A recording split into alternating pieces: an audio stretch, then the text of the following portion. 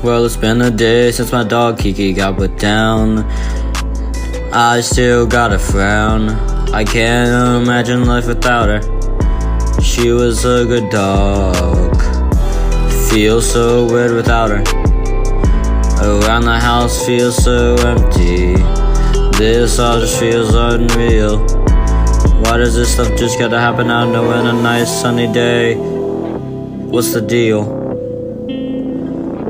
So in shock, my lips are sealed. I don't even know what to say. I'm speechless, why God did you have to take her away? Why does it feel this way? Crying over and over at this loss. In this house, holding stuff together, she was the sauce. Now I'm just sitting around, spitting around, lost. I will never forget. I'ma pay my respect. R.I.P. Kiki, you were a good dog.